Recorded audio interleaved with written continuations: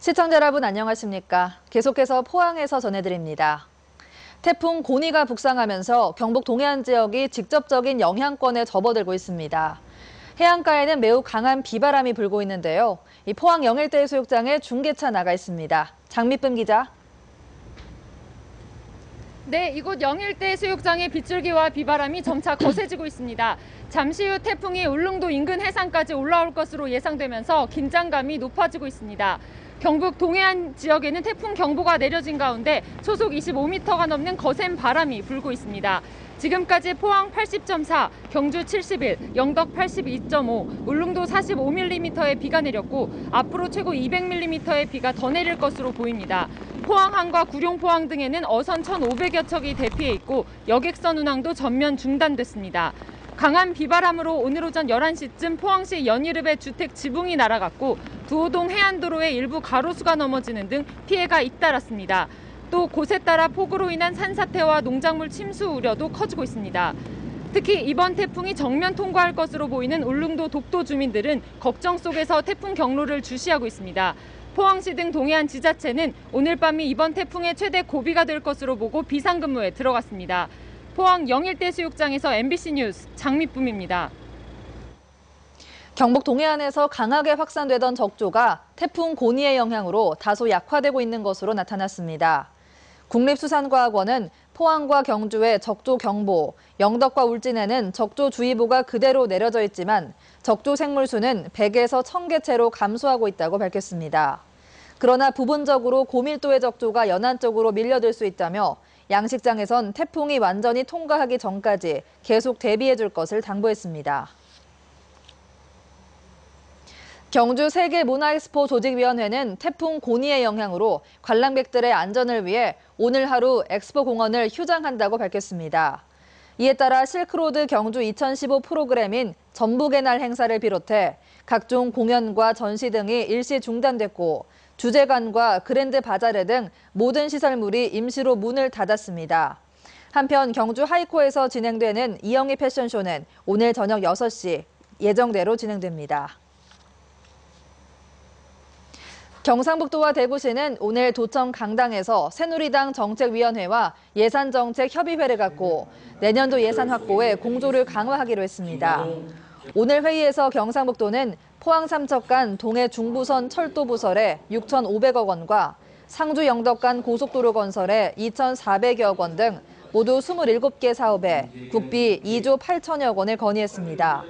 경북도는 이와 별도로 신라왕궁 복원 정비를 위한 특별법 제정과 원전 해체 기술 종합연구센터의 경북 동해안 설립을 위한 당 차원의 협조를 요청했습니다. 경상북도는 내년도 토탈 공공디자인 시범사업 대상지로 포항과 경주, 영덕 등 5개 시군 8개 사업을 선정해 시군과 함께 53억 원의 예산을 지원하기로 했습니다.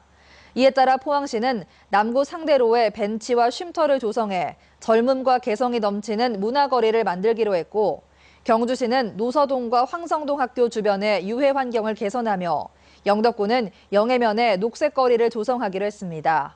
시군은 특히 지역 주민과 논의해서 추진할 사업을 최종 결정하기로 했습니다.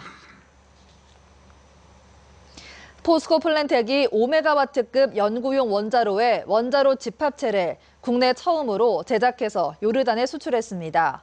포스코 플랜텍은 특히 원자로 구조물을 비롯해 제어봉 구동장치 등 연구로 핵심 설비의 설계와 제작, 검증을 수행해 원자로 집합체의 국산화율을 95%까지 끌어올렸다고 밝혔습니다.